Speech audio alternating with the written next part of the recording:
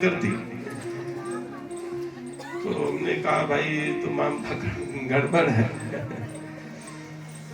तो उदारता पूर्वक प्रेम से खिलाए, जितनी जिसकी खुराक है उस हिसाब से। तुम अपने जैसे सबको मरीज समझोगे तो पूरी खा के हो जाएगा काम। अब शहर वाले कम खाने का कारण एक और है, वो 4 बार 10 बार खाते हैं दिन भर, बकरी की तरह मुंह चलता ही रहता है। आप लोगों के लिए नहीं कह रहे, आप लोग 5 घंटे यहीं बैठे रहते हो, लेकिन प्राय जब कोई काम नहीं रहता तो खटपट पलटा चलता ही रहता है।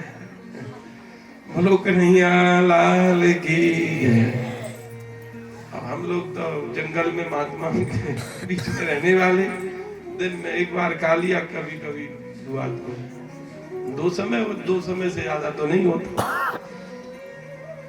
खाना ही पड़ेगा ठीक ठाक। तो कहने का तात्पर्य उदारता पूर्वक भावना से खिलाना चाहिए। तो भीम भैया खूब बढ़िया से पंगत कराते थे यज्ञ में। भोजन की यज्ञ में विशेष व्यवस्था होती है। प्रेम से अतिथियों को, भक्त को, संत को, ब्राह्मणों को खिलाए और दूसरा दक्षिणा सबको ठीक ठाक दे, प्रसन्न होकर के जाए ब्राह्मण लोग। कई बार ऐसा होता है सब काम बहुत बढ़िया होगा, विवाह भी जो है बढ़िया हो गया, खूब लाखों करोड़ों लोग खर्च कर दिए, और पंडित जी को जब नंबर दक्षिणा देने को आया, बेचारा रात भर जागा, 20 किलोमीटर से आया और मुख्य कार्य किया, देव पूजन किया। अल्लाह महाराज 101 रुपया तुलसी पत्र महाराज दंडो। बेचारे बहू के 4 बालक हैं, भले आदमी, और तुमने 100 रुपया दे दिए। इसीलिए तो बेचारे ब्राह्मण क्या करेगा, जीविका की नहीं चले तो दूसरे काम में लग जाते।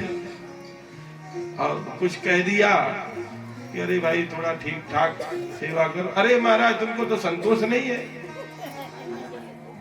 बिना कहे सब काम ठहर के होता है। हलवाई आएगा तो उसको इतना देना, टेंट को इतना देना, और बाजे वालों को इतना देना, सबको सब। और ब्राह्मण कुछ मांगता नहीं, कहता नहीं, तो उसका फुल जो है लाभ उठाया जाता है। अब सब घाटा वहीं पूरा किया जाता है, वो अपराध लगता है। अब ठीक से स्वस्ति वाचन करने वाले, विवाह संस्कार कराने वाले ब्राह्मणों का मुश्किल हो गया, मिलना मुश्किल हो गया महाराज। उसका कारण हम लोग। अब बेचारा कोई सीखे पढ़े विद्वान बन भी जाए, अब कितना भी वो विद्वान है, परिश्रम किया है, 10 साल पढ़ा लिखा, अब फिर भी उसका ब्याह शादी का समय आएगा, अरे पंडित है, पूजा पाठ कराता घूमता है, कोई बेटी देना नहीं चाहता उसको। हमने देखा है ऐसी समझ।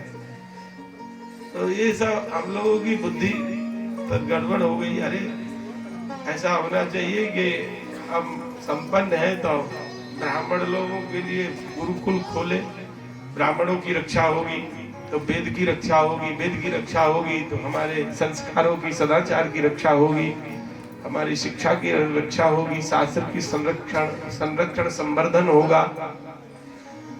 हम लोग हर जगह गड़बड़ी करना शुरू कर दिए, ये ठीक नहीं है। हमारे धन का यही उपयोग है कि हम लोग अच्छे से गुरुकुल चलाए, अच्छी शिक्षा दे, खूब यज्ञ कराए। बोलिए यज्ञ नारायण भगवान की जय। भगवान की कृपा से यज्ञ संपन्न हो गया। आगे कहते एक साल्व नाम का यह शिशुपाल का मित्र था। भगवान जब इंद्रप्रस्थ आ गए तो पीछे से इसने द्वारिका में आक्रमण कर दिया था। इसका भी फिर भगवान जाके उद्धार किए, बड़ा मायावी था। दंत वक्त विदुरथ आए, इनका भी उद्धार किए हैं। बलराम जी तीर्थाटन करते समय सूत जी महाराज का वध किए हैं और फिर तीर्थाटन किए, उनके पुत्र को आयुष्य देकर के यज्ञ संपन्न कराया। ऋषियों के यज्ञ को दूषित करने वाला इलवल का लड़का बलवल, उसका भी उद्धार किए हैं। अब परीक्षित जी से सुखदेव जी बोले, राजन हमको 7 दिन कथा सुनाते सुनाते हो गए, आज 7वां दिन संपन्न होने जा रहा है। तुमने क्या समझा कथा सुन करके? तो परीक्षित जी बोले, गुरुदेव मेरी समझ में तो एक ही बात आई है, उसी का जन्म कर्म जीवन सार्थक है जिसके जीवन में गोपाल जी की उपासना है, जिनके जीवन में भगवान की आराधना है, जो भगवान की लीला कथाओं को कहते सुनते हैं। भगवान के एक परम भक्त हुए हैं श्री सुदामा जी महाराज, उनका चरित्र सुखदेव जी कह रहे हैं। कृष्णस्यासीत सखा कश्चित् ब्राह्मणो ब्रह्मवित्तमः विरक्त इंद्रियार्थेषु प्रशांतात्मा जितेन्द्रियः। सुदामा जी के लिए बड़े विशेषण सुखदेव जी लगा रहे हैं। बोले ये भगवान के सखा हैं, ब्राह्मण हैं, ब्राह्मणों में ब्रह्मवित्तम, वेदार्थ को जानने वाले हैं, वेदार्थ विद्वान श्रेष्ठ, विरक्त हैं, विषयों से प्रागमुख है, इंद्रिय जित है और इनका अयाचक वृत्त है, कभी किसी से कुछ मांगते नहीं, जो मिल गया उसी में संतुष्ट रहते हैं। ऐसे ही इनकी एक पत्नी थी सुशीला, वो भी अपने पति का अनुगमन करती थी, उनकी सेवा करती, आराधना करती। कई कई दिन बिना कुछ खाए हो जाते, केवल जल पी के रह जाते। कई भगवान के ऐसे भक्त हुए हैं जिनका याचक व्रत रहा। ऐसे एक ईश्वरदास जी हुए हैं, उनका भी ऐसा ही व्रत था। उनके बालक थे, गरीब थे, भजन में लगे रहते थे। एक दिन बालक भूखे माँ से बोले, माँ भूख लगी है, भोजन दो, घर में एक दाना भी नहीं चावल का। तो कहा बेटा अभी बनाएंगे। पति से कहा कि बालक रो रहे, हम लोग तो भूख सहन कर लेंगे, उनको तो कुछ व्यवस्था हो। बोले अरे देवी तुम बच्चों को भी समझाना नहीं जानती हो, अरे चूल्हे पर जल चढ़ा दो, कह देना कि खिचड़ी बनना ही है, तब तक तुम खेलो, 2-4 घंटे ऐसे ही निकल जाएंगे, प्रभु कृपा करें। उसने ऐसे ही किया, बेचारी पतिव्रता थी, जल चढ़ा दिया, आग नीचे जला दी। बोले बेटा खिचड़ी बनना ही है, तुम लोग खेलो, अभी तैयार हो जाएगी। बालक खुश हो। भगवान को नहीं रहा गया, देखा नहीं गया, बालक को गए भूख प्यास। तो रसोई जहाँ पानी चढ़ा के चली गई थी ईश्वरदास जी की पत्नी, भगवान ने रुक्मिणी जी को भेजा, जाओ तुम रसोई बना के आओ, बालक भूखे। तो रुक्मिणी माँ वहाँ दाल चावल उसमें जो भी डालना था डाला और खिचड़ी बना दिया, बहुत सी सामग्री रसोई में भर के पटक दिया। अब बालक खेल के घंटे बाद फिर आए, बोले माँ अब तो खिचड़ी बन गई होगी। खिचड़ी तो बहुत जल्दी बन जाती थी, आज कई घंटे बीत गए, अभी तक खिचड़ी नहीं बनी। बेटा बन जाएगी, चावल ठीक नहीं है, थोड़ा विलंब लगेगा। बोले नहीं नहीं, सुगंध आ रही है, देखो सिद्ध हो गई खिचड़ी। और उनको क्या पता कि माता जी जगत माता खिचड़ी बनाते।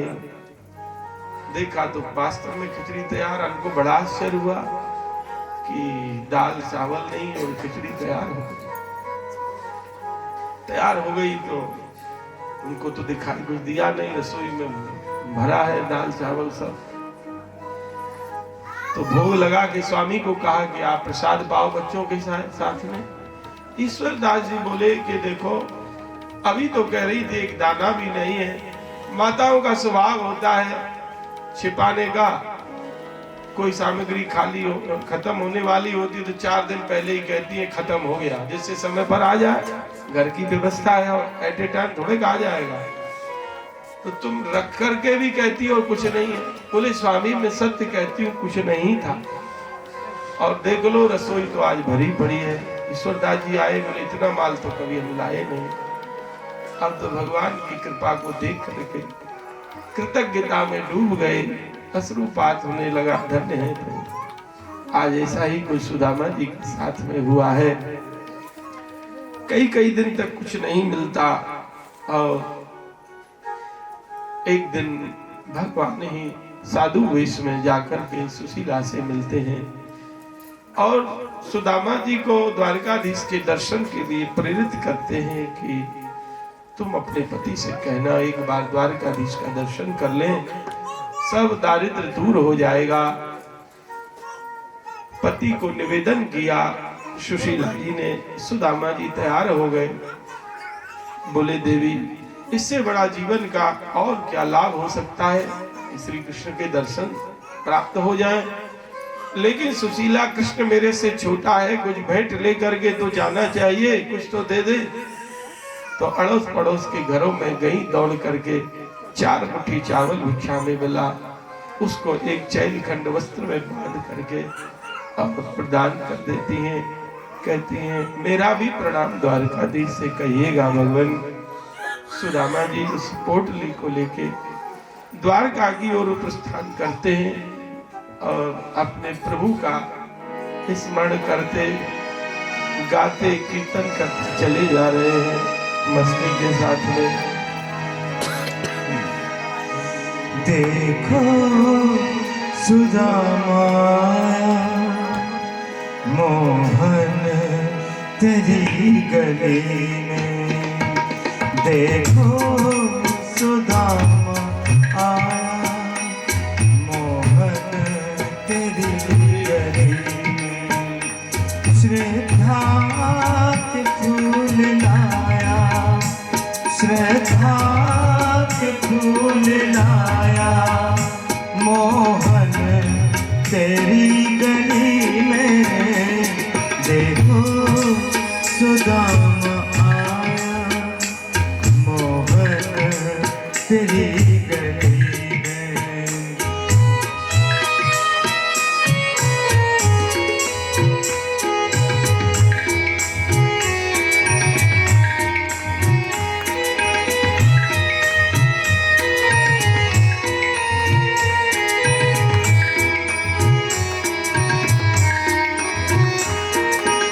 मैंने सुना है माधव मैंने सुना है माधव तुम तो दयाल ही हो, विश्वास मुझको लाया, विश्वास मुझको लाया, मोहन तेरी गली में, देखो सुदामा आया।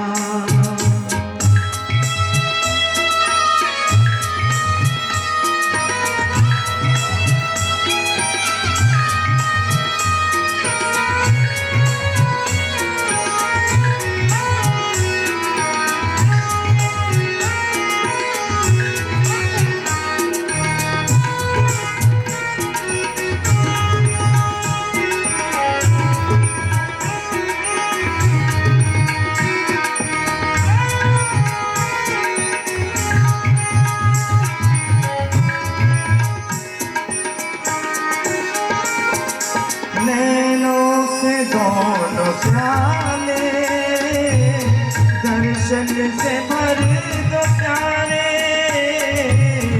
नैनों से दोनों प्याले, दर्शन से भर दो प्यारे, भिक्षा दरस की पाँव, भिक्षा दरस की पाँव, मोहन तेरी गली में, देखो सुदामा आया।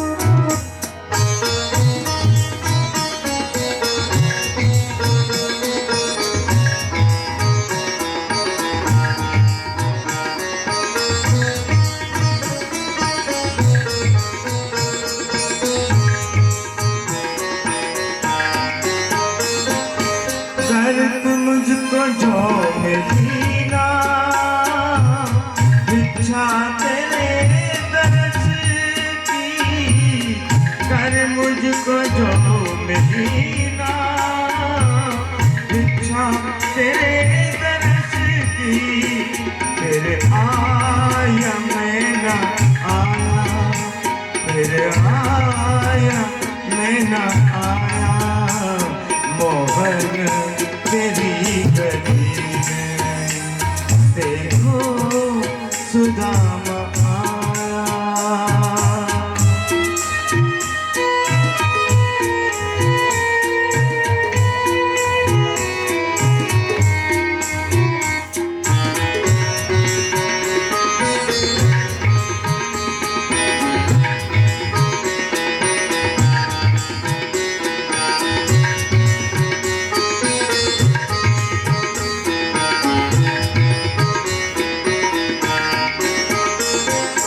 मोहन तेरा भिखारी ये तुमसे मांगता है, मोहन तेरा भिखारी ये तुमसे मांगता है, एक बार समा जाओ, एक बार समा जाओ नैनों की पुतलियों में, एक बार समा जाओ नैनों की पुतलियों में, देखो सुदामा आया।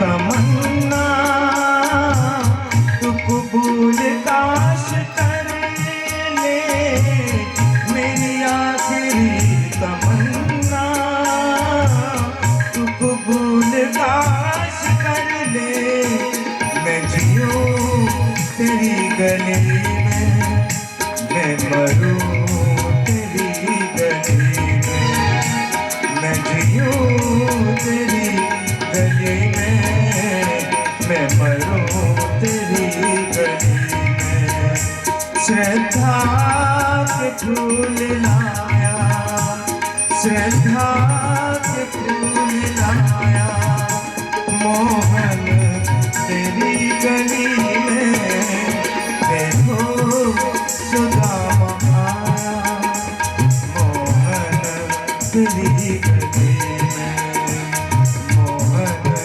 तेरी गली में, मोहन तेरी गली में।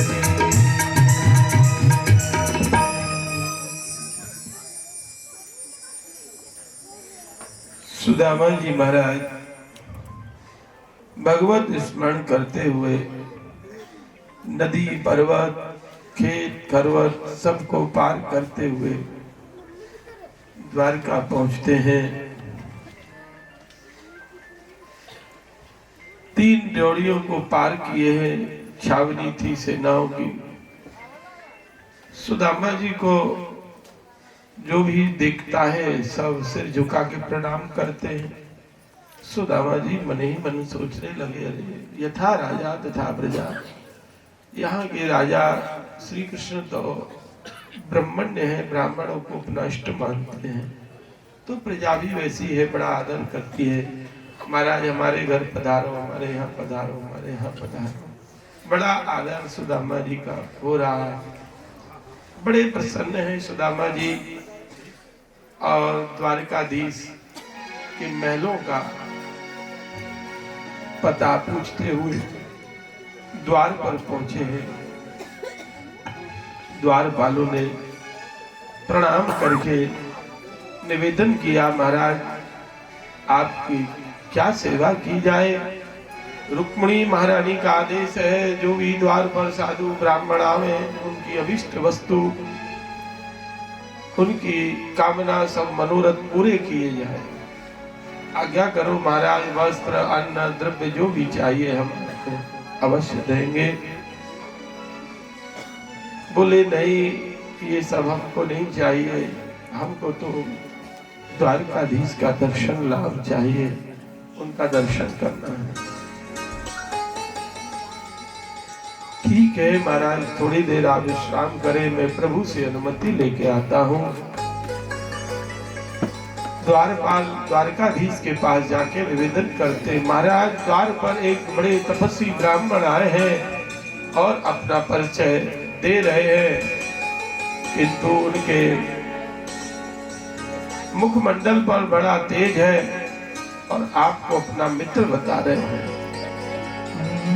शीश पगाना जगा तन पे, शीश पगाना जगा तन पे, प्रभु जाने को आए बसे देवी ग्रामा। धोती फटी सी लटी दुपटी और पायों पानव की नहीं सामा। द्वार खड़ा दुर्बल देख रहे हो जग सो वसुधा विरामा। पूछत दीन दयाल को बतावत आपनो नाम सुदामा। पूछत दीन दयाल को बतावत आपनो नाम सुदामा।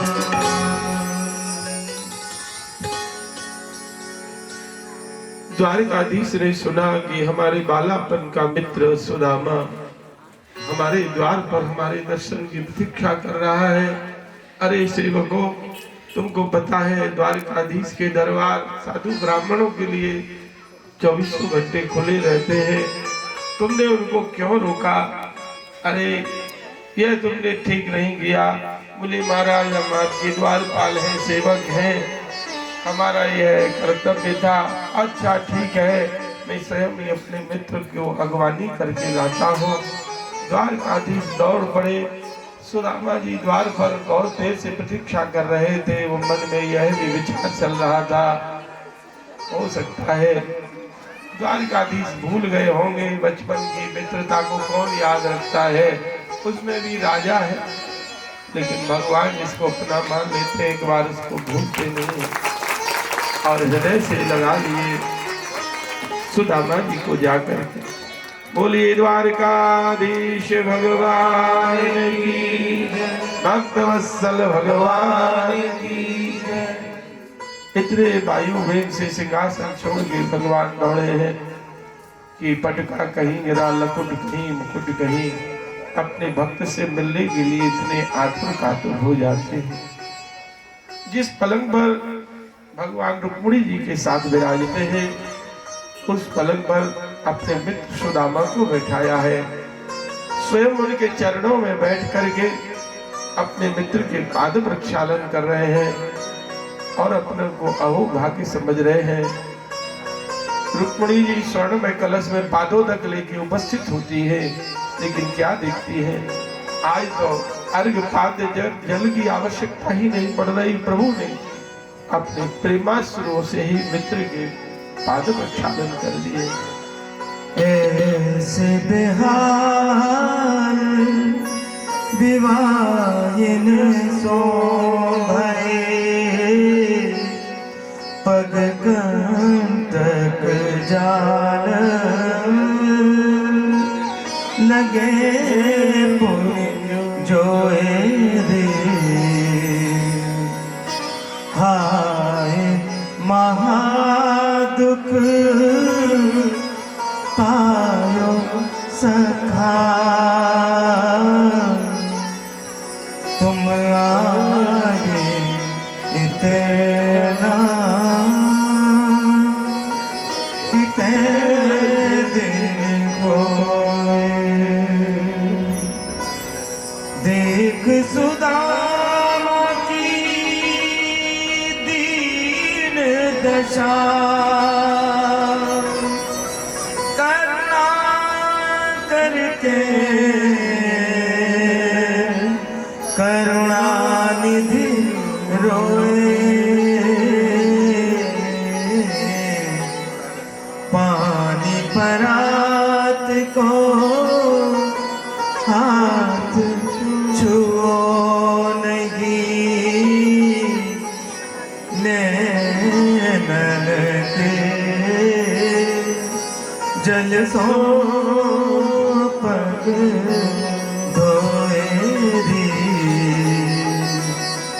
नैनन के जल सो पग धोए।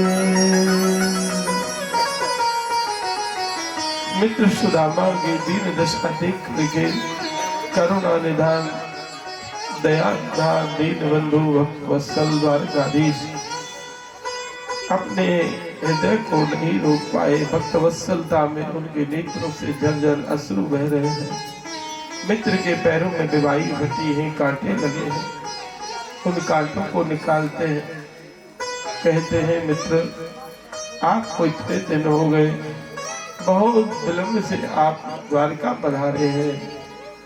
सुदामा जी बोले भैया ये मिलना बिछुड़ना दैव के अधीन है, आज तेरी कृपा हुई तो तुम्हारा दर्शन हुआ। आपकी कृपा के बिना भला कौन आपसे मिल सकता है, कौन आपका दर्शन कर सकता है। सुदामा जी का पूजन स्वयं भगवान करते हैं।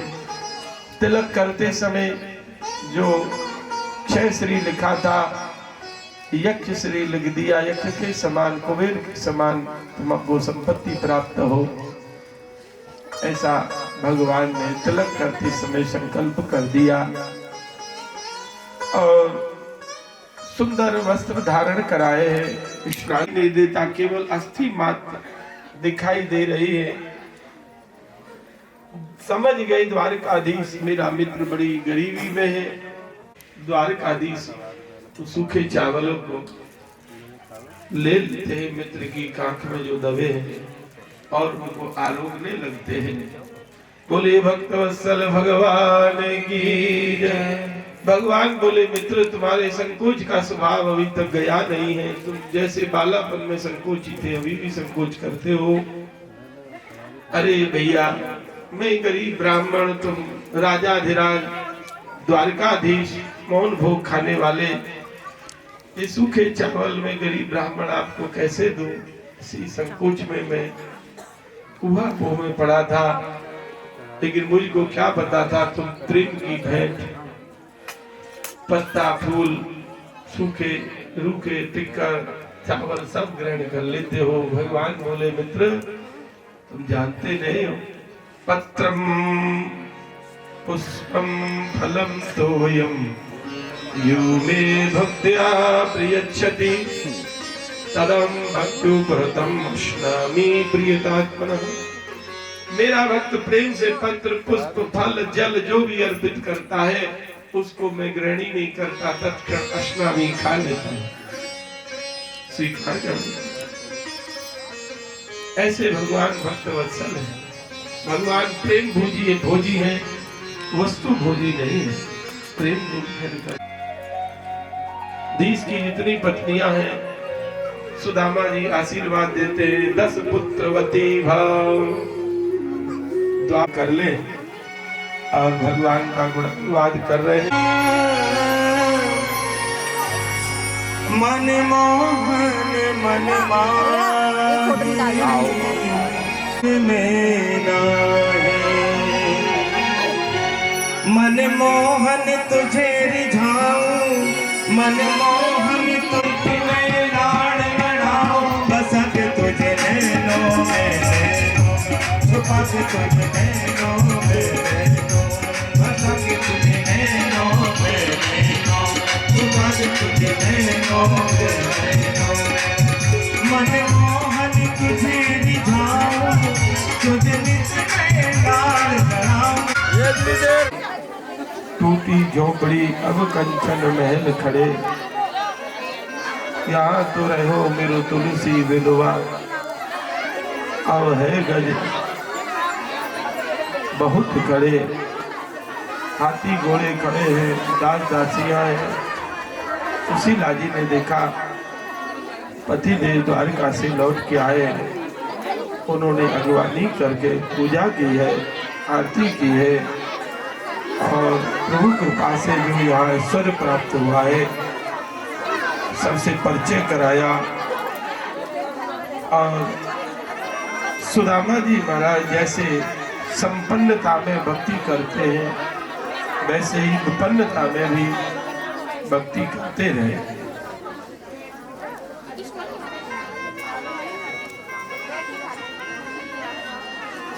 उनको महलों में रहकर के भी अहम नहीं हुआ, बड़प्पन नहीं आया और अधिक संत भक्तों का आगमन होने लग गया, सेवा करने लगे। जो लोग भगवान की इस ब्राह्मण भक्ति को सुनते हैं, सुदामा जी के चरित्र को, कर्म बंधनों से मुक्त हो जाते हैं।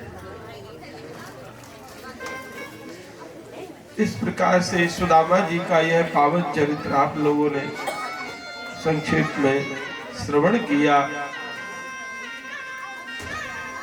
आगे वर्णन करते हैं। एक बार की बात है, सर्वग्रास भारतवर्ष में परंपरा है, जो सूर्य ग्रहण लगता है, सूर्य ग्रहण के उपरांत लोग समंत पंचक तीर्थ को ब्रह्म सरोवर भी कहते हैं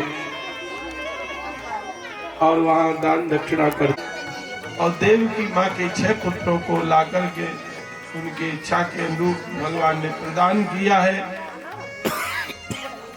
आगे सुभद्रा जी का विवाह भगवान ने अर्जुन के साथ किया है। एक बार भगवान मिथिलापुरी गए और वहां पर राजा बहुलास और शुद्धदेव ब्राह्मण पर एक ही साथ 2 रूप धारण करके अनुग्रह किए हैं और वहां भी संतों की महिमा बताई है। भगवान बोले तीर्थ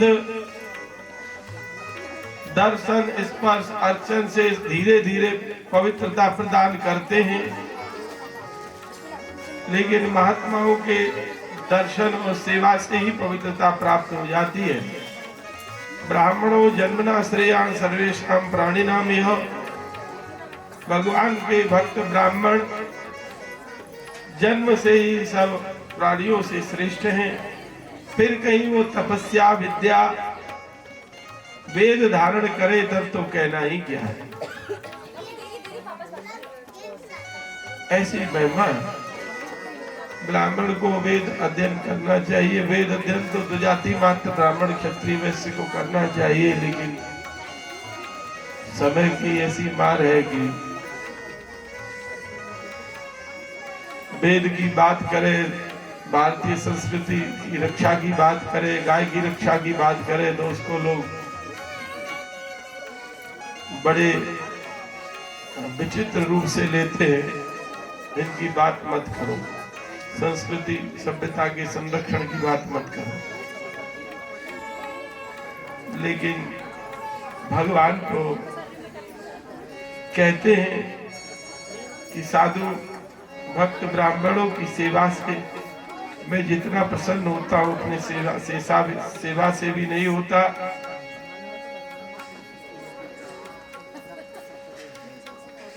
मेरे को भगवत भक्तों से जितना प्रेम है अपने शरीर से भी नहीं है।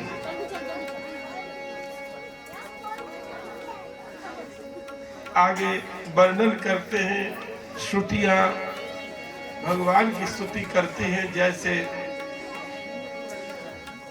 बंदी जन लोग राजा को जगाते हैं, वैसे ही सृष्टि के आरंभ में भगवान की स्तुति करती हैं। श्रुतियां जय जय जय जाम जित दोष पीठ गुणाम तुमसी यदात मना समस्त भगा अग जगदौ कसाम अखिल शक्ति भवोदक दे। हे प्रभु आपकी जय हो, सदा ही जय हो। ये माया अजय है, इस माया के कारण जीव आपसे बहिर्मुख है। आप हम पर कृपा कीजिए, इस माया के बंधन से मुक्त होकर के आपकी शरण ग्रहण कर सके। आगे वर्णन करते हैं। एक बार की बात है, शकुनी पुत्र वृकासुर ऐसे देवता की खोज में था जो शीघ्र प्रसन्न होकर के अभीष्ट वर प्रदान कर दें। तो शिव जी के पास वो पहुंचे, शिव जी की आराधना किया नारद जी के कहने से, और अपना शरीर ही काट काट के अर्पित करने लगा। भगवान प्रसन्न हो गए, वरदान मांग लो। तो इसलिए वरदान मांगा, यस यस कर्म शीर्षनि दासे सप्रियतामिति। जिस जिसके मस्तक पर मैं हाथ रखूं वो भस्म ताम गता भस्म हो जाए, ऐसा वरदान मांगा। भोले बाबा बोले तथास्तु। तो इसने भगवान शंकर के मस्तक पर ही हाथ रखने का निश्चय किया। आगे आगे शिव जी, पीछे पीछे ये चेला राम जी, भस्मासुर। मां पार्वती जी ने गोपाल जी का स्मरण किया, ब्रह्मचारी का रूप धारण करके उस वृकासुर को या भस्मासुर को विमोहित किया और नृत्य के ब्याज से उसी का हाथ उसके मस्तक पर रखवा दिया और वह समाप्त हो गया। एक बार की बात है, सरस्वती के पावन तट पर ऋषियों के सत्र प्राय चलते ही रहते हैं। वहां ऋषियों के मध्य में एक प्रश्न आया कि भाई ब्रह्मा विष्णु महेश इन त्रिदेवों में बड़ा कौन है। इसका निश्चय करने के लिए भृगु जी को नियुक्त किया है। भृगु जी तीनों देवताओं के पास गए हैं। क्षमा गुण उन्होंने भगवान श्री हरि में सबसे अधिक देखा।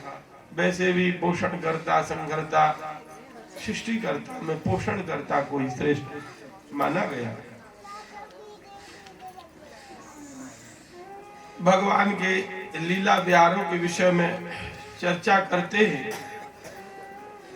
भगवान के यदुवंशी बालकों को पढ़ाने वाले आचार्य 3,88,000 तो आचार्य ही थे। एक नील सेना थी। बड़ा लंबा चौड़ा भगवान का परिकर है। आगे कहते हैं कि महात्मा लोग प्राय द्वारका में जाकर के ठहरते थे घूम घाम के, क्योंकि उस समय का सबसे बड़ा तीर्थ द्वारका ही था। भगवान द्वारकाधीश वहां विराजते हैं। एक दिन जाम्बती नंदन सांब को कुछ उद्दंड बालक स्त्री का वेश बना करके ऋषियों के बीच में ले गए और बोले, महाराज यह लज्जाशीला महिला है, यह जानना चाहती है कि इसके गर्भ से बालक होगा या बालिका। ऋषि लोग समझ गए कि भगवान क्या चाहते हैं। तो ऋषियों ने साफ दे दिया कि इसके गर्भ से न बालक होगा न बालिका। जनिष्यति वो मंदा मुसलम कुल नाशनम। अरे मंदमतियों, इसके उदर से मूसल होगा जिससे तुम्हारे कुल का नाश होगा। अब घबरा गए बालक, और जैसे ही कपड़े लपेटे थे गर्भिणी स्त्री का अभिनय कर रहे थे, कपड़े खोलते ही मूसल निकला और उसको उग्रसेन महाराज के पास लेके गए। अब उसको घिस के समुद्र में डलवा दिया। वह एक तलवार जैसी तेज धार के रूप में घास बन गया, वह घास के रूप में प्रकट हो गया मूसल। उसी को खाल के परस्पर आपस में यदुवंशी लड़के समाप्त होंगे। अब कहते हैं कि महाराज यदुवंशी तो ऋषियों के बड़े भक्त थे, ऐसा साफ उनको कैसे लगा, तो उसमें भगवान की इच्छा ही निहित है। और इन बालकों की उद्दंडता महात्माओं के साथ प्रयास नहीं करना चाहिए। अब बलदेव जी के पास नारद जी आते थे भगवत आज्ञा से और सत्संग कराते थे। देखो, भगवान ने माता पिता को सत्संग प्राप्त हो इसके लिए नारद जी को नियुक्त किया। पुत्र की सबसे बड़ी सेवा क्या है? माता पिता की शरीर से धन से तो सेवा करे ही, शारीरिक सेवा उनकी, लेकिन उससे भी बड़ी सेवा है कि उनको सत्संग प्राप्त हो, ऐसा प्रयास करना चाहिए। क्योंकि सत्संग करेगा वो अपने जीवन का उद्देश्य समझेगा, भजन में प्रवृत्त होगा, मुक्त हो जाएगा। ये सबसे बड़ी सेवा हो।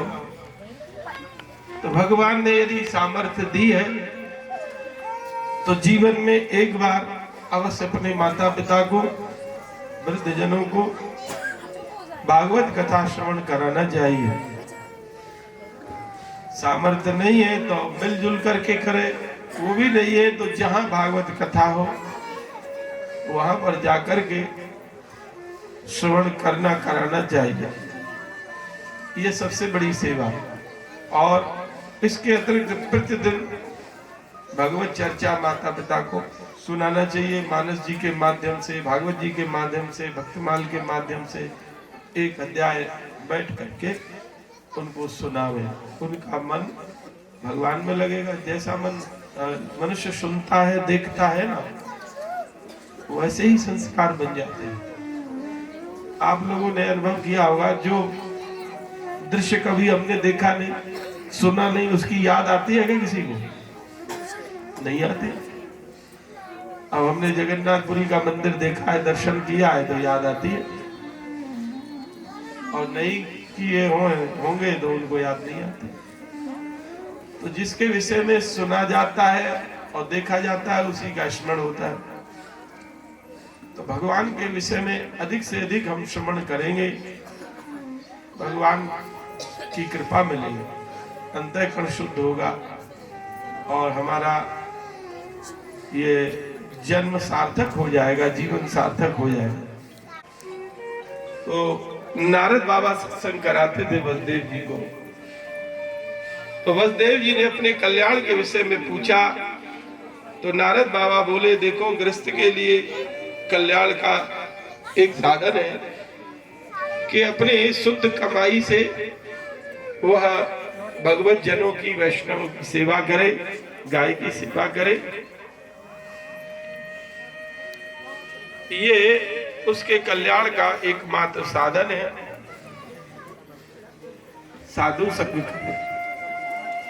इस विषय में नारद जी 9 योगेश्वर संवाद सुनाते हैं वसुदेव जी को। एक बार की बात है, विदेह राज जनक जी के यहाँ पर 9 योगेश्वर पहुंचे हैं। ये ऋषभ जी के 9 पुत्र हैं जो विरक्त हो गए थे। विदेह राज ने उनका दर्शन प्रणाम करके कहा, मन्ने भगवता साक्षात पार्षदान वो विदुद्दिशा विष्णुर भूतानि लोकानाम पावनाम चरन्ति थे। आप जैसे महापुरुषों का विचरण तो लोक को पवित्र करने के लिए होता है, लोनाय चरन्ति ही थे। आप जैसे महापुरुष संसार को पवित्र करने के लिए विचरण करते हैं। देखो, महात्मा लोग, विद्वान लोग ना घूमे तो सब लोग भूल जाए, याद कराते रहते हैं, अरे भाई तुम्हारा कल्याण भक्ति करने से होगा, तुम्हारा कल्याण इस विधि से होगा, सेवा से होगा, ये करो वो करो, साधन बताते रहते हैं। तो उनका कोई निजी स्वार्थ नहीं है, हम लोगों के मंगल के लिए विचरण करते हैं, कष्ट सहते हैं।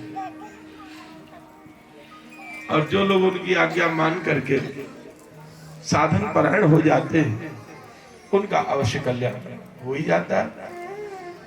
और जिनकी श्रद्धा नहीं है, आना ही बड़ा कठिन है।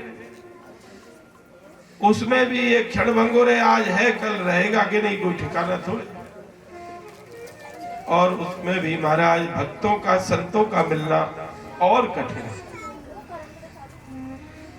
बड़े भाग मानुष तन पावा, बड़े भाग मानुष तन पावा, सुर दुर्लभ सब गंतन गावा, दुर्लभ सब गंतन गावा, साधन धाम मोक्ष कर द्वारा, साधन धाम मोक्ष कर द्वारा, पाए न जे परलोक समारा, पाए न जे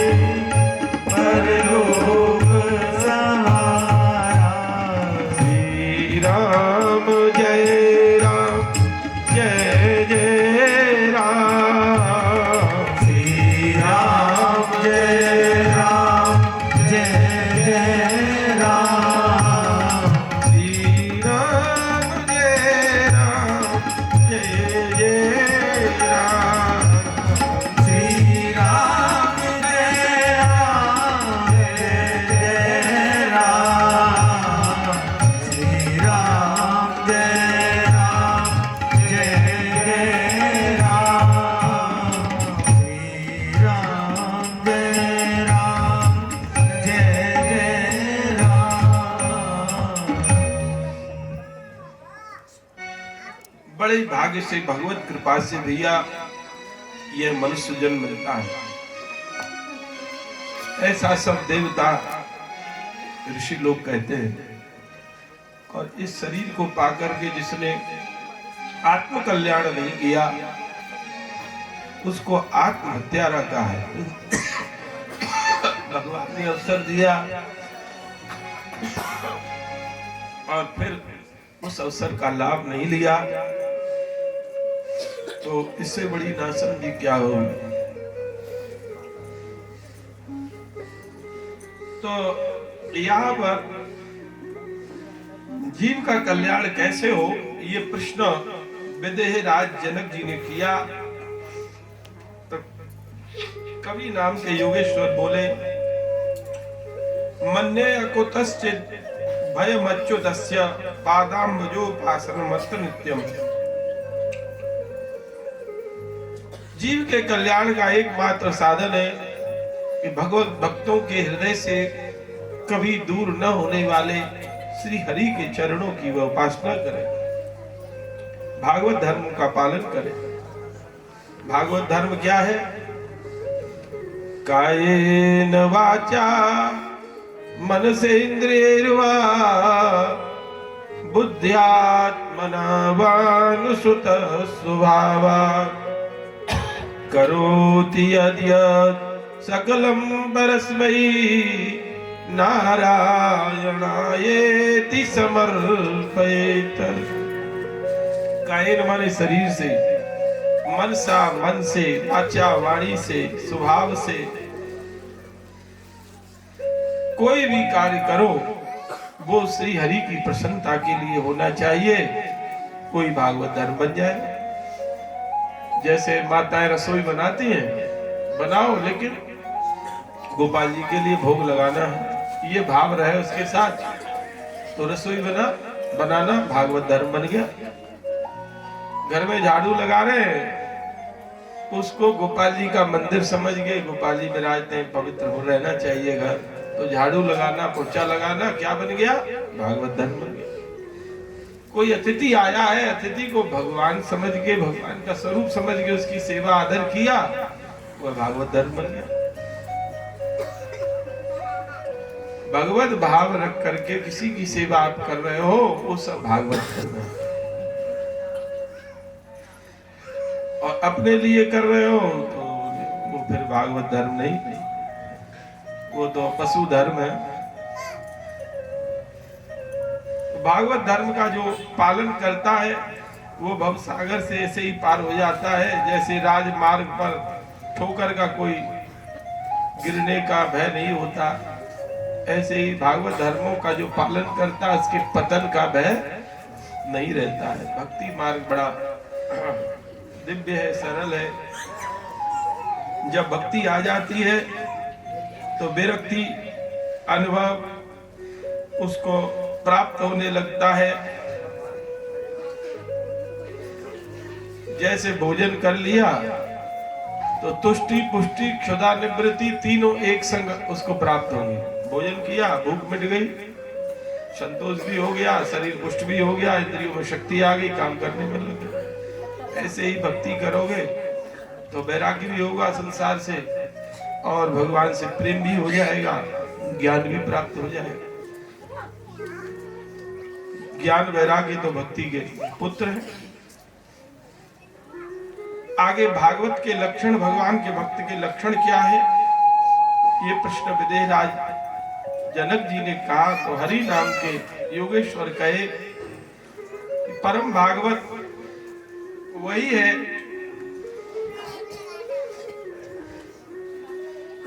जिसके हृदय में किसी प्रकार की कोई कामना नहीं है, न काम कर्म बीजानाम यस्य चेतसि संभव वासुदेवी गिनले सभी भागवतोत्तम।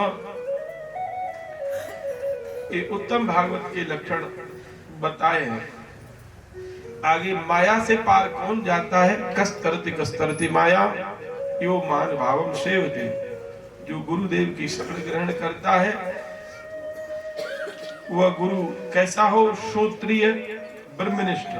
तस्मात् गुरु प्रपद्ये श्रोत्रियम ब्रह्मनिष्ठम।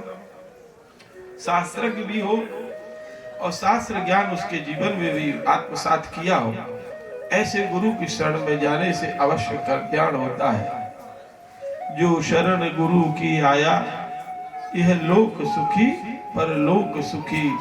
जिसने हरि नाम को गाया यह लोक सुखी परलोक सुखी। सदगुरु की शरण में जाता है उसका इस लोक और परलोक दोनों में मंगल होता है, दोनों उसके बन जाते हैं।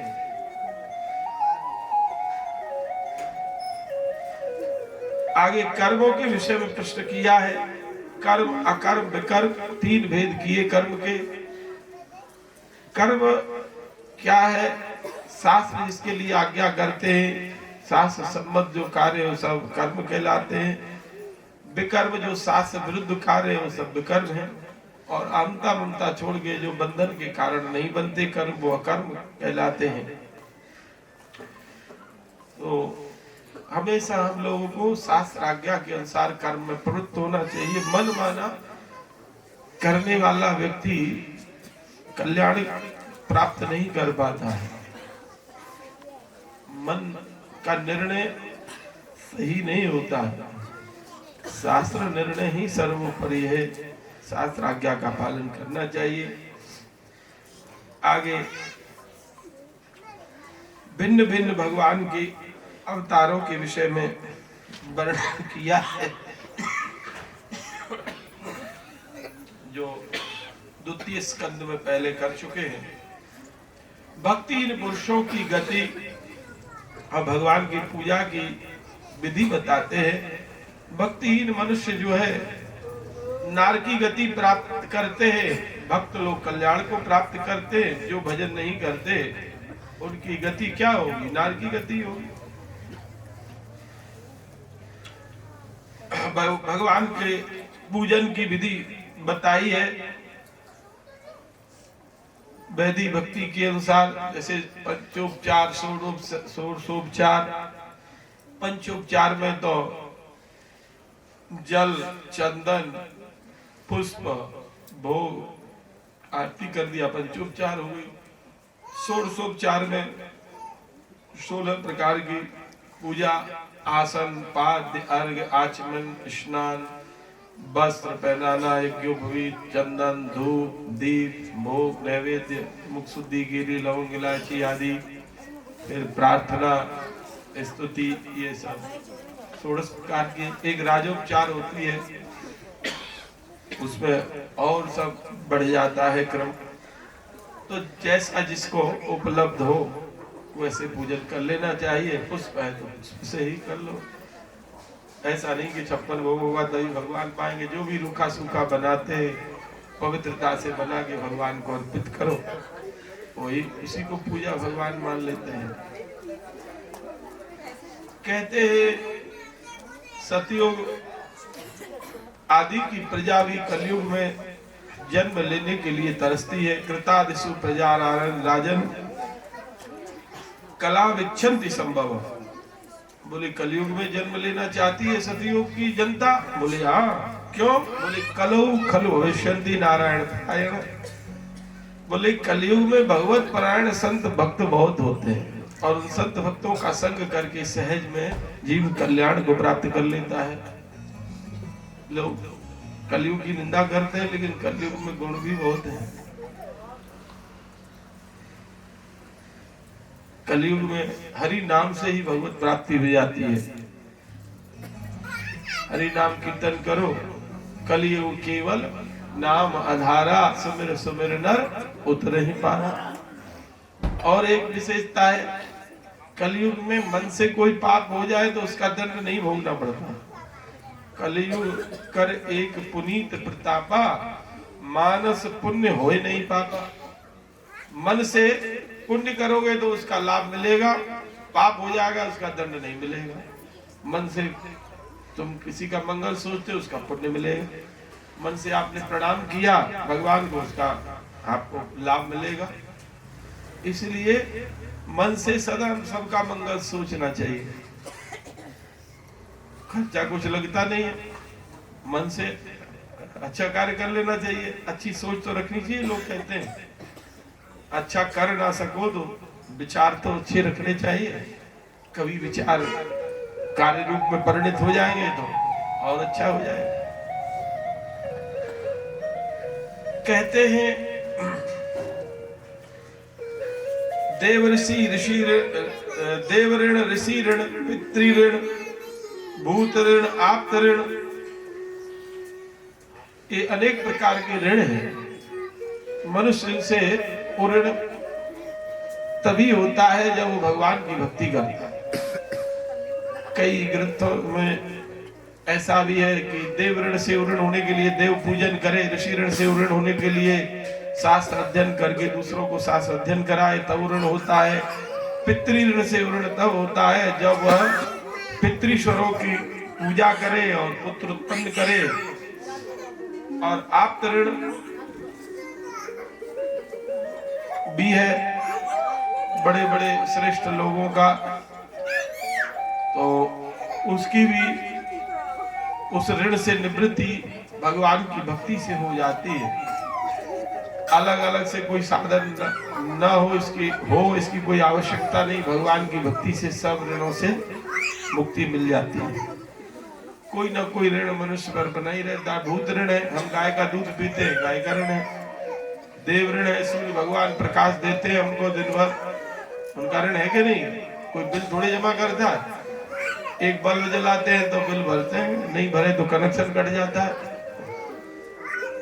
सूर्य भगवान प्रकाश दे रहे हैं, क्या हमारे बाप के नौकर हैं? उनको कोई बिल थोड़ी देता है, तो उनका ऋण है कि नहीं? पृथ्वी मां अन्न फल हमको दे रही है उगाकर, तो ये कोई नौकरानी है क्या हमारी? इनका ऋण है। जल पी रहे हैं हम, वरुण देव का ऋण है। चंद्रमा के द्वारा फलों में रस बनता है, चंद्रमा का ऋण है। सूर्य उस रस को पकाता है, देवताओं के ऋणी है। अग्नि पर हम भोजन आदि बनाते हैं, अग्निदेव का ऋण है। कितने ऋण है महाराज, कहां कहां चुकाएगा? लेकिन भक्ति करता है तो सब ऋण माफ हो जाते हैं भगवान की शरण में जाने से। और भक्ति नहीं करता तो ये ऋण चढ़े ही रहते हैं भाई। बोले भक्त वत्सल भगवान की जय। अब भगवान की धराधाम पर रहने का समय पूर्ण हो गया। 125 वर्ष देवता लोग भगवान से प्रार्थना करने के लिए उपस्थित हैं।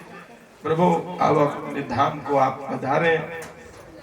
उद्धव जी ने भगवान को प्रणाम करके निवेदन किया, प्रभु हम आपके बिना कैसे रहेंगे। भगवान बोले देखो हम अपने स्वरूप को भागवत में स्थापित कर रहे हैं, जो लोग भागवत का आश्रय लेंगे उसको हमारा वियोग नहीं होगा, नित्य शांति प्राप्त होगा। ऐसा कह करके सांत्वना दिया और भगवान ने अवधूत उपाख्यान सुनाया। भगवान बोले देखो एक बार की बात है, यदु महाराज की यज्ञशाला में दत्तात्रेय जी महाराज का आगमन हुआ और यदु महाराज बड़े साधु सेवी थे। उन्होंने पूजा अर्चा की और निवेदन किया, महाराज आपको जो मस्ती है वो हम राजाओं को नहीं। ये क्या बात है, हमारे पास महल है, बच्चे हैं, रानियां हैं, धन संपत्ति सब कुछ है, लेकिन जो शांति आपको प्राप्त है हम लोगों को नहीं है। बोले भाई ये मेरे गुरुजनों की कृपा है। बोले महाराज आपके गुरुजी कौन है, हम भी दीक्षा ले लें, जैसे हमको भी आप जैसी शांति मिल जाए। बोले भैया मेरे 24 गुरु हैं। बोले किस कौन कौन से गुरु हैं, क्या क्या शिक्षा ली। तो सबसे पहले पृथ्वी को गुरु बनाया, पृथ्वी से शिक्षा ली गुरु बना के सहनशीलता की। जो सहता है वो रहता है, जिसके अंदर जितना क्षमा गुण है ना उतना ही बड़ा है। हम लोग छोटी जैसे गंगा जी का नाम लिया तो भी पाप जले, गंगा का दर्शन किया तो भी पाप जले, गंगा का सेवन स्नान किया तो भी पाप जले। तो मनुष्य का जीवन ऐसा ही होना चाहिए, संसार के लिए आदर्श पवित्र जीवन होगा तो उनका नाम स्मरण भी कोई करेगा तो पवित्रता आ जाएगी, दर्शन करेगा तो भी पवित्रता आ जाएगी, उनके पास बैठेगा जैसे गंगा में डुबकी लगाई तो भी पाप जले, उन महात्माओं के पास बैठने मात्र से पाप जल जाएंगे। हम लोगों को समाज का आदर्श बनना चाहिए, विनाशक नहीं बनना चाहिए। आदर्श माने क्या होता है जानते हैं? आदर्श कहते हैं, संस्कृत नाम है आदर्श शीशा का। आदर्श माने आसमंतात दर्शयति आदर्श, जैसा रूप है हमारा वैसा जो की त्यों दिखा देना। टेढ़ा तिलक है तो टेढ़ा तिलक दिखेगा, काजल टेढ़ा दिखेगा। तो जिन लोगों का पवित्र जीवन होता है उनके जीवन चर्या को देख के दूसरे लोग भी अपने आचरण को सुधार लेते हैं। तो दर्पण हुए कि नहीं हो?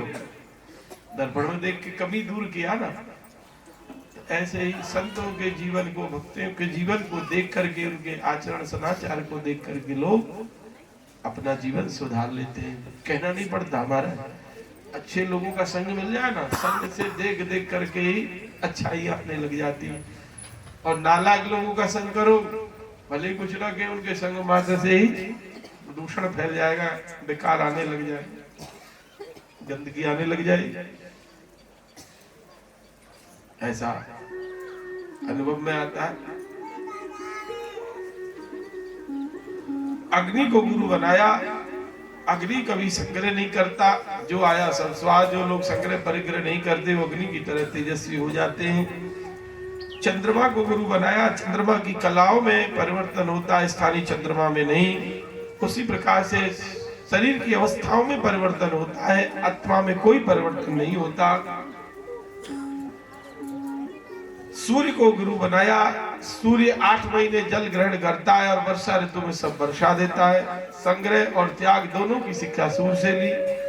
यदि विद्यार्जन के समय विद्यार्जन करो, धनार्जन के समय धनार्जन करो, लेकिन जब समय आए तो बादल बन के बरस जाओ।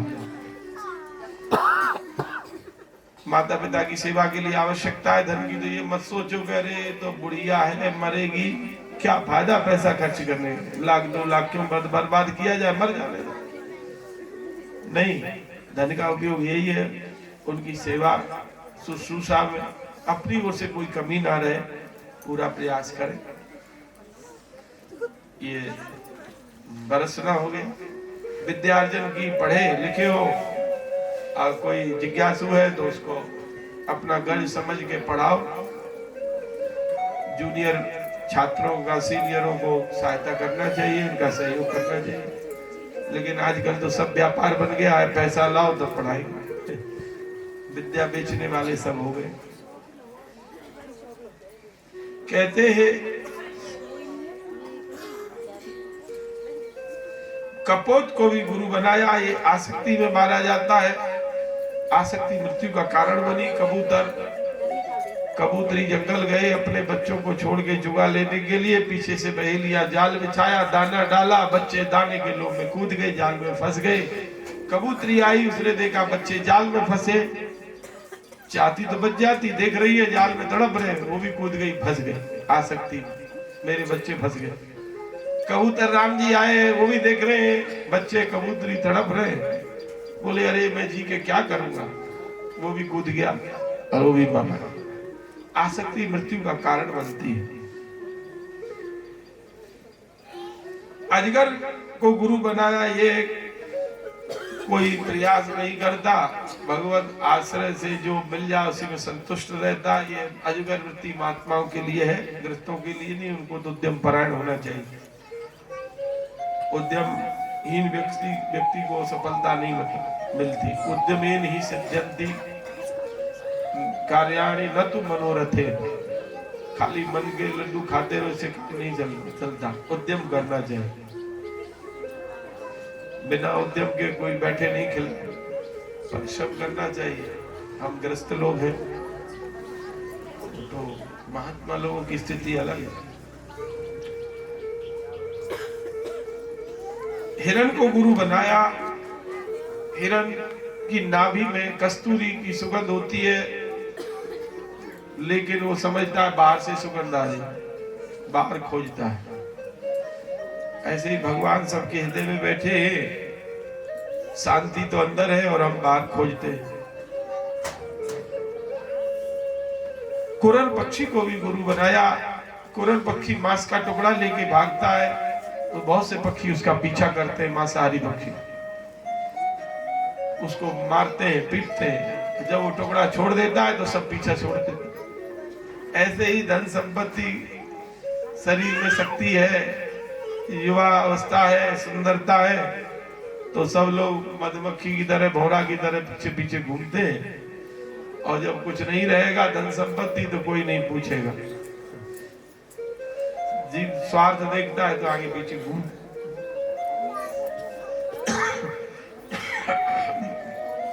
मकड़ी को भी गुरु बनाया। मकड़ी स्वयं ज्यादा बुनती है, स्वयं ही फंस जाती है। हम लोग भी संबंधों का ताना बाना बुनते हैं और उसी में फंस जाते हैं। इस प्रकार से ये संक्षेप में आपने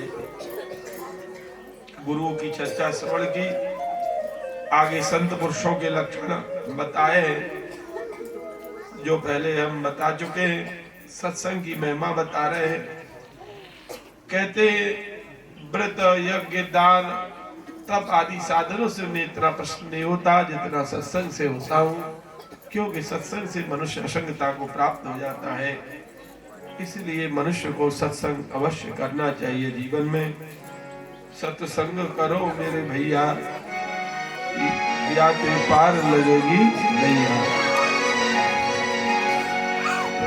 सत्संग करो मेरे भैया, सत्संग करो मेरे भैया, तेरे पार लगेगी नैया।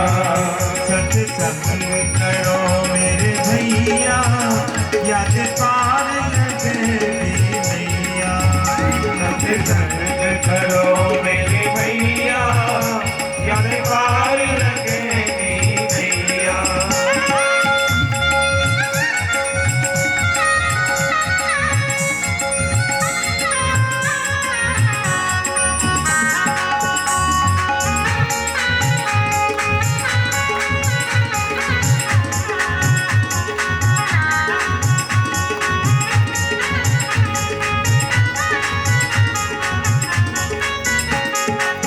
संतन के चरण भैया, सत्संग करो मेरे भैया, तेरे पार लगेगी नैया।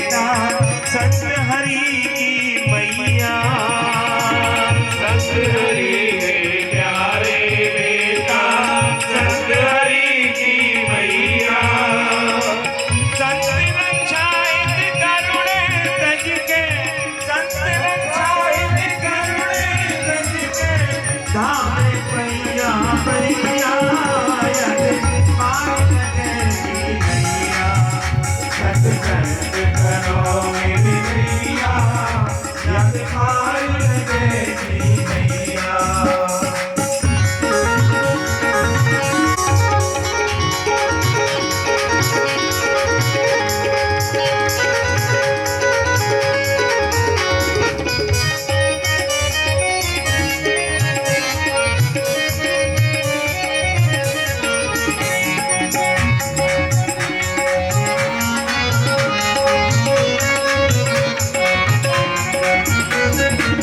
बिना संत भक्ति नहीं पावे, शिव विरंज सब हैया। सेवा को नीचे मिले नंद को छैया, यत पार लगे। मनुष्य सात्विक राजस तामस जैसे वस्तु पदार्थों का सेवन करता है वैसी ही उसकी वृत्ति बनती है। मनुष्य को सात्विक बनना है तो सात्विकी आहार लेना चाहिए। ये 10 चीजें हैं जो हमारे गुणों को प्रभावित करती हैं। आगमो अपा प्रजादेशः कालः कर्म च जन्म च ध्यानम मंत्रोथ संस्कारो दशैते गुण हेतवा। सासवी स्वयं एक माता जी प्रिय हमको वो बचपन से अपने पिता की कृपा से अच्छी पढ़ी लिखी, संस्कृत का भी ज्ञान था। तो गर्भ में बालक था तो गीता पाठ भागवत पाठ कर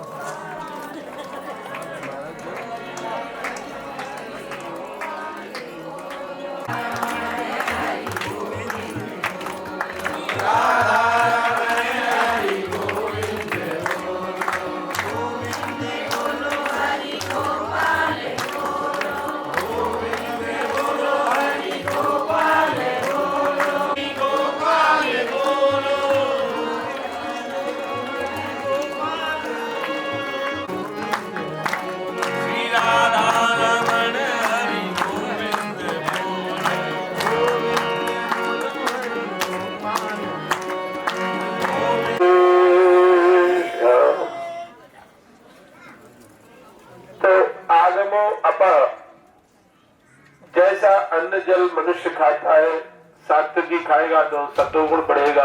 रजोगुण विकारों में प्रवृत्त करता है, कामादि विकार। तमोगुण जो है वो नींद आलस्य प्रमाद बढ़ाता है।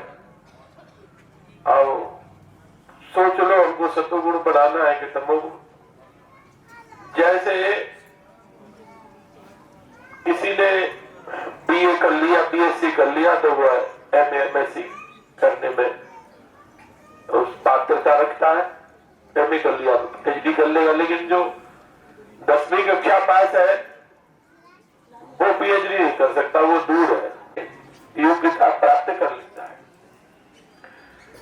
तो मनुष्य को सदा सत्वगुणी साहित्य, स्थान, परिवेश, आहार ये सब बनाना चाहिए, करना चाहिए। जैसे जैसे भक्ति मनुष्य करता है वैसे वैसे अंतःकरण निर्मल होता जाता है। आंख में जैसे कभी विकार हो जाता है, धीरे धीरे दवा डालते जाओ, आंख का विकार दूर होता जाता है।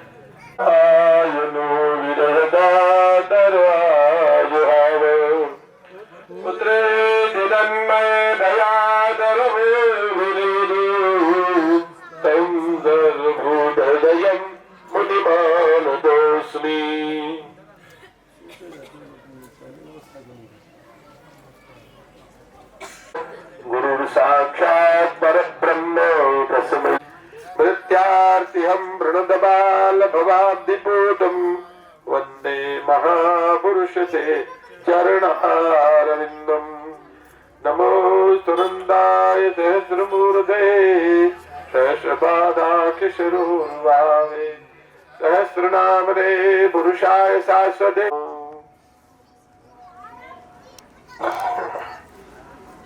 बोले सुखदेव जी महाराज की। परीक्षित महाराज का चरित्र कहा।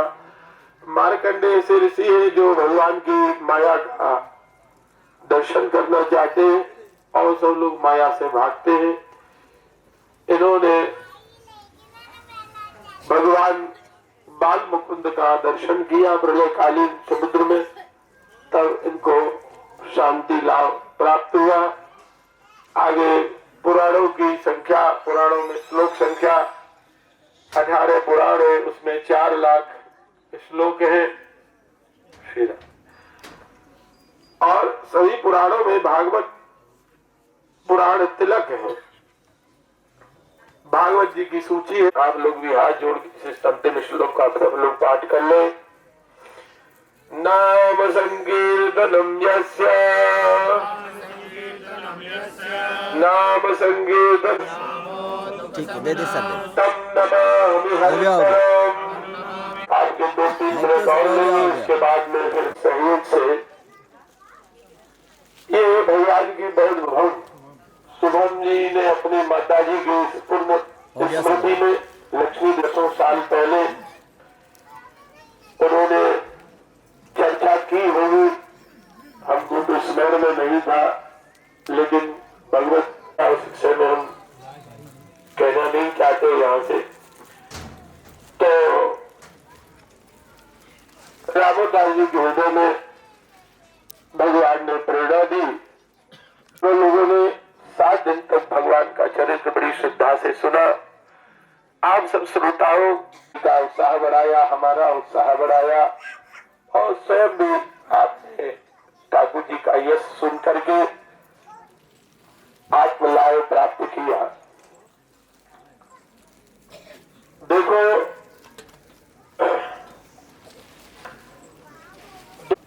7वां कार्यक्रम होगा तो बहुत प्रेम होवे, ऐसे श्री ठाकुर जी से प्रार्थना करते हुए अपनी वाणी को विराम देते हैं। एक बार सभी लोग भगवत नाम उच्चारण कर लें, हाथ उठा करके।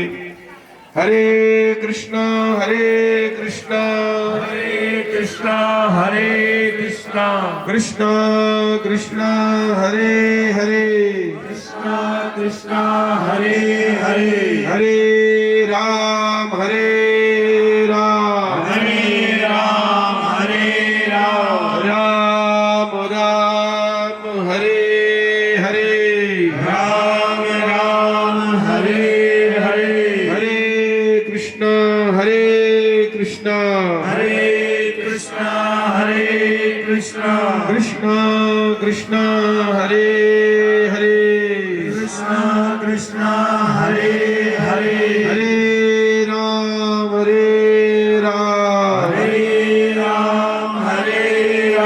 राम राम हरे हरे राम राम हरे हरे।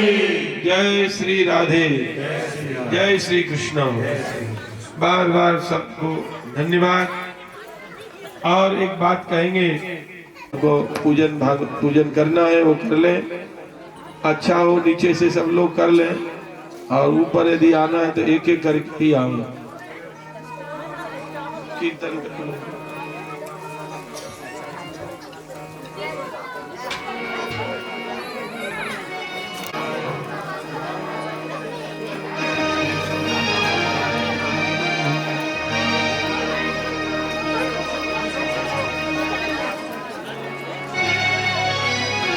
गोविंदा गोपाला मुरली मनोहर नंदलाला। गोविंदा गोपाला मुरली मनोहर नंदलाला। हरे गोविंदा गोपाला मुरली मनोहर नंदलाला।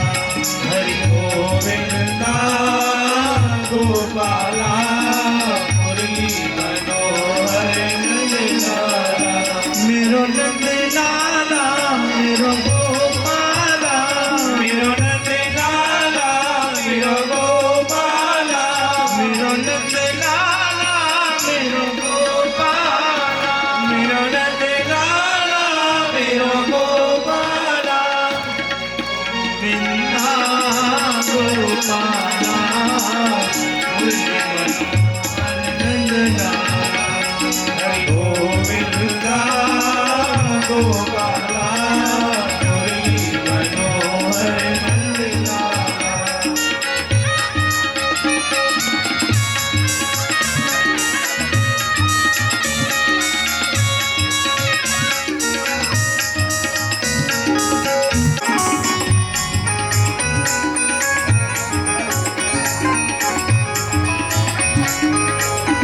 मेरा गोविंदा मेरा गोपाला मेरा गोविंदा मेरा गोपाला मेरा गोविंदा मेरा गोपाला मेरा गोविंदा मेरा गोपाला मेरा मुरली मनोहर नंदलाला मेरा मुरली मनोहर नंदलाला हरि गोविंदा गोपाला मुरली मनोहर नंदलाला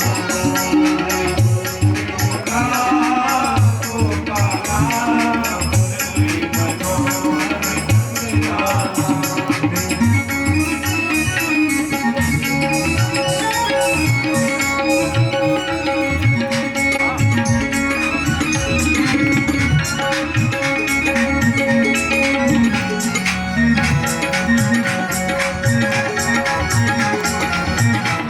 मेरा मुरली मनोहर गोपाला मुरली मनोहर गोपाला मेरो नंदलाला मेरो गोपाला मेरो नंदलाला मेरो गोपाला मेरो नंदलाला मेरो गोपाला हरि गोविंदा गोपाला मुरली मनोहर हरि गोविंदा गोपाला मुरली मनोहर नंदलाला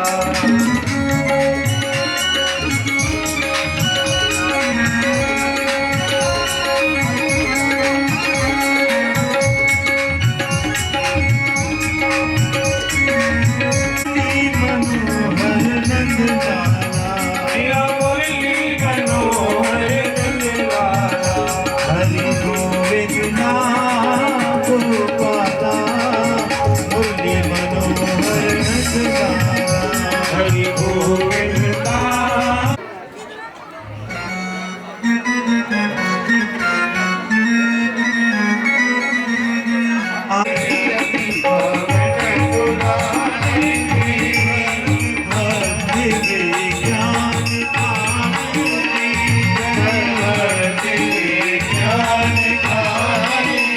महापुराण भागवत निर्मल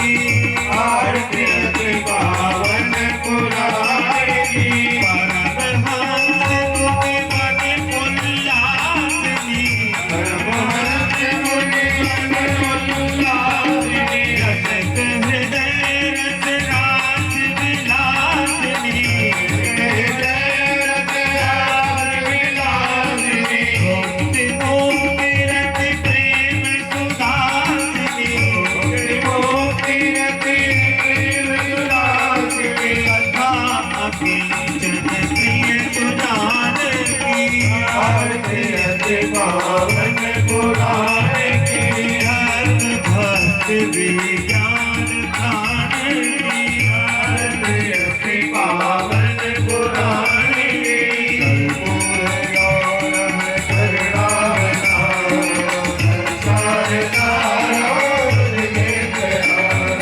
सदा कमल विराज बिरले अरुण भवानी जय कमलानी त्वमेव माता पिता त्वमेव त्वमेव बन्धु सखा त्वमेव त्वमेव विद्याधरणं त्वमेव त्वमेव सर्वं देव देव त्वमेव सर्वं देव देव ओम शीतलीकरणं वा पुष्पैर्देवाभिवन्दनं वा हरि ओं वा जगदेन यज्ञमय दन्तदेवा स्थानि धर्माणि प्रथमान्यासन्न तेहनागं महिमानः सशन्त यत्रपूर्वे साध्याः सन्ति देवै च विद्महे कृष्णप्रियायै च धीमहि तन्नो राधा प्रचोदयात् श्रीवन्ति